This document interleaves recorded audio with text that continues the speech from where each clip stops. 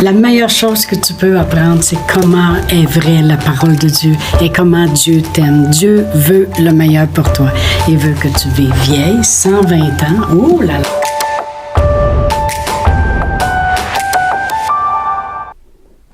Bonjour, bienvenue à Inspiration. Eh bien, notre sujet de cette semaine démontre vraiment combien Dieu nous aime. Amen. Parce qu'il nous fait gagner malgré nos faiblesses. Combien de vous êtes contents qu'il ne nous a pas laissés dans nos faiblesses? Qu'il ne nous a pas laissés... mon père, il faisait souvent des phrases drôles, puis il nous faisait rire, puis il disait « Reste comme t'es, je reste comme j'ai. » Toutes sortes de phrases de même. Amen. Mais vraiment, il ne nous a pas laissés comme « Reste comme t'es. » Il ne nous a pas laissés dans nos faiblesses. Amen. Nos faiblesses, malheureusement, étaient devenues dans nos vies nos excuses. Pourquoi on ne pouvait pas faire ci comme celle-là? Pourquoi on ne pouvait pas obtenir ceci? C'était devenu nos excuses. Et c'est ce que l'adversaire voulait. Amen. Qu'on vive toute notre vie avec des excuses qui nous disent c'est pour ça qu'on n'est pas capable d'obtenir telle et telle chose ou d'atteindre tel et tel but. Lui, mais c'est l'ennemi. C'est le mensonge. Amen. Alors, vous savez, c'est exactement ça que l'adversaire a toujours voulu faire avec notre Seigneur Jésus-Christ. Il a voulu l'arrêter. Il voyait bien que Jésus, quand il était sur la terre, il prenait soin des faiblesses des gens. Amen. Il voyait combien il détruisait les œuvres du diable. Alors, il défaisait tout ce que lui faisait. Lui amenait les gens dans un état de faiblesse et Jésus lui arrivait puis il défaisait tout ça. On va lire dans 1 Jean 3:8, la parole de Dieu dit « Le Fils de Dieu, on parle de Jésus ici, a paru afin de détruire les œuvres du diable. » C'est quoi en réalité les œuvres du diable? C'est nous faire concentrer sur le naturel, sur toutes des faiblesses qu'il a créées dans nos vies ou qui nous sont survenues, même comme j'ai dit dans ma première capsule, par des gens qui voulaient, dans le fond, ils nous aimaient, mais ils nous ont rendu plein d'excuses, avec plein de tibas, amen, et plein de faiblesses. Et l'ennemi, il voulait nous écraser avec ça. Mais Jésus est venu défaire les œuvres du diable. Amen. Dans Actes 10, 38, l'apôtre Pierre parle ici, lorsqu'il parle de notre Seigneur Jésus-Christ pour amener le salut, il dit, « Vous savez comment Dieu a oint du Saint-Esprit et de force Jésus de Nazareth, qui allait de lieu en lieu, faisant du bien et guérissant tous ceux qui étaient sous l'empire du diable parce que Dieu y était avec lui. » Alors vraiment, il démontre ici que Jésus, lui, il faisait du bien aux gens, puis il les guérissait, il les sortait de leur faiblesse. Puis il dit, eux autres, dans le fond, ils étaient sous l'empire du diable. On a entendu cette phrase-là, faisant du bien, lorsqu'on a parlé du roi David, qui s'est rappelé de son alliance lorsqu'il le regardait, sa cicatrice un jour, de l'alliance qu'il avait faite. Puis il dit, reste-t-il quelqu'un de la maison de Jonathan afin que je lui fasse du bien? Eh bien, c'est exactement ici ce que Pierre dit bien des années auparavant, parlant du roi Jésus, amen, et il dit, il allait de lieu en lieu, faisant du bien et guérissant. Merci Seigneur, gloire à Dieu. Moi, je veux honorer Jésus en cette dernière capsule, parce que c'est lui qui est venu nous sortir de nos faiblesses, amen. C'est grâce à lui si nos faiblesses n'existent plus, si nous sommes rendus forts. Dans Philippiens 4:13, l'apôtre Paul il dit « Je puis tout par celui qui me fortifie ». 8 mots. Amen. Autrement dit, il dit « Je n'ai plus aucune faiblesse maintenant parce que je suis fort en Jésus. » Je n'ai plus aucune faiblesse. Lorsqu'on dit « Je puis tout », par celui qui me fortifie, on dit vraiment, je n'ai plus aucune faiblesse. Parce que là où j'étais faible, je suis fort en Jésus. Donc, je n'ai plus aucune faiblesse. Non, je n'ai plus aucune faiblesse. Pas de moi-même, mais par celui qui me fortifie, par Jésus. Amen. J'ai marqué, je n'ai plus aucune faiblesse qui peut m'empêcher d'avancer ou d'obtenir. Je n'ai plus aucune excuse qui peut m'arrêter. Voyez-vous, Jésus, devant la foule de 5000 hommes, sans compter les femmes et les enfants, qui n'avaient pas mangé depuis 3 jours. Même si la faiblesse était qu'il y avait juste quelques pains, quelques poissons, il disait, je suis fort. Je suis fort. Amen. Même Jésus devant un homme mort, Lazare, qui est même mis au tombeau, puis qui sent déjà, parce qu'il y a 4 jours qu'il est là. Ça veut dire que ça fait plus que 4 jours qu'il est mort avant qu'il le mette là. Jésus, il est fort pareil. C'est une grande faiblesse qui est devant lui. Une grande impossibilité. Mais Jésus est fort pareil. Puis si nous autres, c'est en lui qu'on se fortifie. Amen.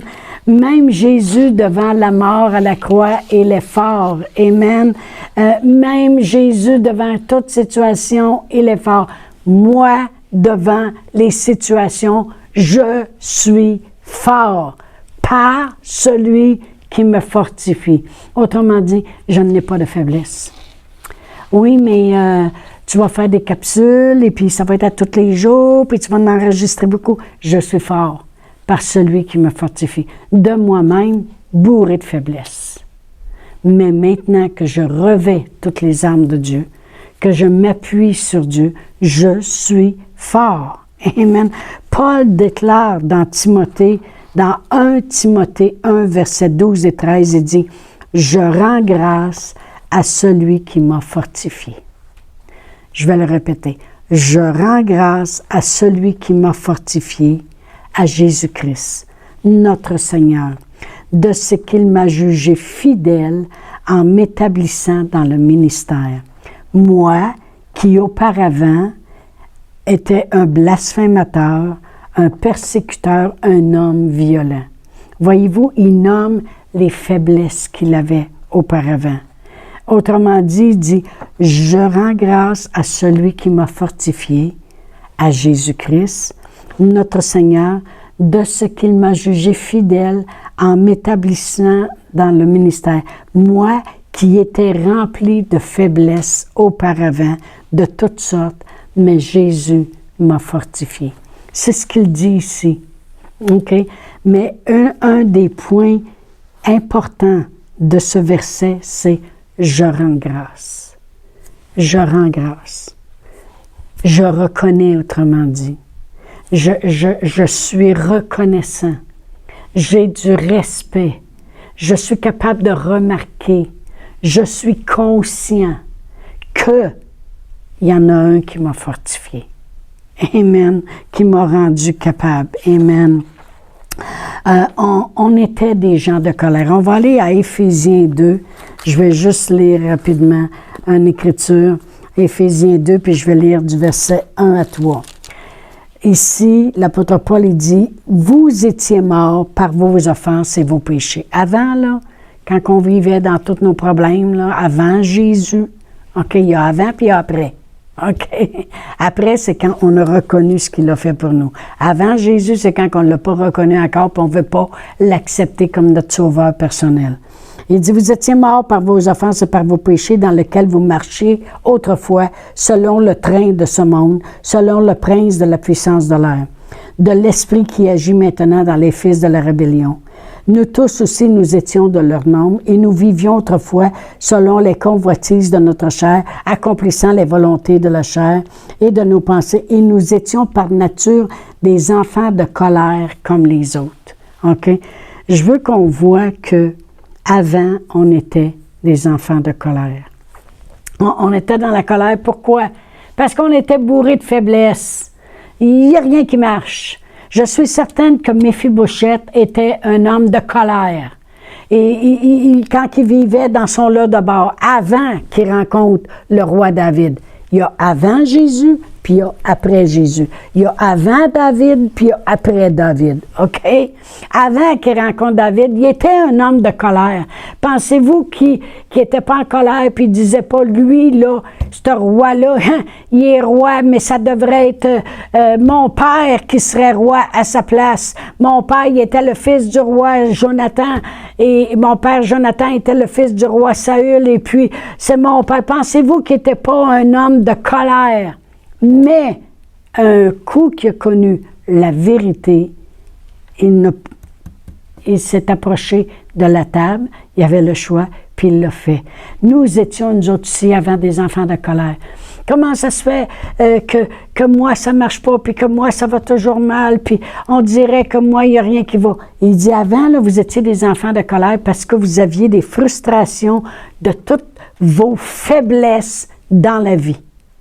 Mais nos faiblesses, on peut gagner maintenant et ne plus être des enfants de colère parce qu'on s'approche de Jésus. C'est pour ça que l'apôtre Paul dit, je rends grâce à celui qui m'a fortifié, à Jésus-Christ, notre Seigneur, de ce qu'il m'a jugé fidèle en m'établissant dans le ministère, moi qui étais rempli de faiblesse auparavant. J'étais un homme de colère, j'étais un blasphémateur, un persécuteur, un homme violent.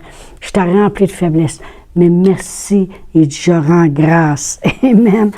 Paul a connu l'amour comme Méphibosheth a connu l'amour lorsqu'il a rencontré David. Moi aussi, je rends grâce continuellement. Rendre grâce, c'est reconnaître continuellement. Tu reconnais. Si moi, je rends grâce, puis je dis, Seigneur, je te rends grâce que ça va si bien. Je te rends grâce, Seigneur, que je suis capable de faire ça. Je te rends grâce, Seigneur, de prendre ça de moi. C'est que je reconnais continuellement qu'il est là. Et je vais lire rapidement 3 écritures ici pour montrer comment l'apôtre Paul, quand il dit qu'il rend grâce, il rend grâce. Dans 1 Timothée 1, verset 12, il dit, « Je rends grâce à celui qui m'a fortifié, à Jésus-Christ notre Seigneur, et c'est l'écriture que je viens de lire, de ce qu'il m'a jugé fidèle en m'établissement dans le ministère. » Dans Colossiens maintenant 1, et si je lis le verset 12, il dit, « Rendez grâce au Père qui vous a rendu capable d'avoir part à l'héritage des saints dans la lumière et vous a délivré de la puissance des ténèbres, puis vous a transporté. Rendez grâce. » Dans Éphésiens 5, 20. Éphésiens 5 et 20, il dit ici, « Rendez continuellement grâce à Dieu le Père pour toutes choses au nom de notre Seigneur Jésus-Christ. » Voyez-vous, quand l'apôtre Paul il dit « Je rends grâce », il rend grâce. Des fois, il prie aussi dans Éphésiens, on a une prière, puis il dit « Je ne cesse de rendre grâce pour Dieu, pour vous dans mes prières. Je rends grâce à Dieu pour vous. Je rends grâce. » Qu'est-ce qu'il faisait vraiment? Il reconnaissait. Dieu, c'est ma force. Je me fortifie en lui. J'étais faible, mais maintenant je suis rendu fort grâce à lui. L'apôtre Paul nous montre une des façons de se fortifier, c'est de rendre grâce à Dieu pour tout ce qui nous rend capable de faire, malgré les faiblesses qu'on pourrait avoir ou se servir comme excuse continuellement pour ne pas obtenir. Mais on rend grâce. Non, Seigneur, je te rends grâce que maintenant je suis capable parce que tu me fortifies. Amen. Alors, ça nous rappelle continuellement que nous ne sommes plus faibles. En lui, je ne suis plus une faible, je ne suis plus une malade, je ne suis plus une peureuse, je ne suis plus une pauvre, je ne suis plus une pas sauvée, une païenne. Non, en lui, je suis tout. Amen. Je voulais vraiment que l'on voit que même s'il y a des faiblesses dans nos vies, c'est normal. Personne sur la terre n'a pas des faiblesses en quelque part. On a tous, mais on peut tous gagner malgré nos faiblesses. Amen. Alors, je veux prier pour vous. Je veux vraiment vous donner l'opportunité de vous approcher de cette table qui est dressée devant vous. Et vraiment, comment on fait pour ne plus être faible et de vivre une vie forte, de réussir, de gagner continuellement. Parce que non seulement on va au combat, mais on gagne le combat. Comment on fait? On s'approche de la table. Alors, je vous dirais ce matin, approchez-vous de la table. Comment on fait? Priez avec moi. Répétez après moi la prière que je vais faire, puis faites-la de tout votre cœur. Alors, dites, Père éternel, je crois dans mon cœur que le psaume 23, verset 5, dit que tu as dressé une table devant moi. Merci Seigneur Jésus pour tout ce que tu as accompli à la croix pour moi il y a 2000 ans passés. Merci de cette table devant moi qui me donne le salut, qui me donne la guérison, qui me donne la délivrance, qui me donne la paix, qui me donne la joie, qui me donne la prospérité. Merci que je peux maintenant m'approcher de cette table à tous les jours. Merci d'avoir tout accompli pour moi. Alors merci Seigneur, tout ce qu'on peut faire le plus, c'est rendre grâce que nous ne sommes plus faibles, mais que nous sommes forts en Jésus-Christ. Amen. Au revoir. Chantal Paulus est avec vous tous les jours du lundi au vendredi sur Facebook et YouTube. Vous pouvez écrire à Chantal en privé sur Messenger. Si vous avez manqué une capsule, retrouvez-la sur la section vidéo de Facebook ou sur YouTube si vous désirez faire un don par Interac. Voici l'adresse courriel capsule.inspiration au pluriel @gmail.com. Le mot de passe est inspiration au pluriel. Vous pouvez aussi faire un don par www.eslr.org/dons. Veuillez indiquer en mémo Capsule Inspiration.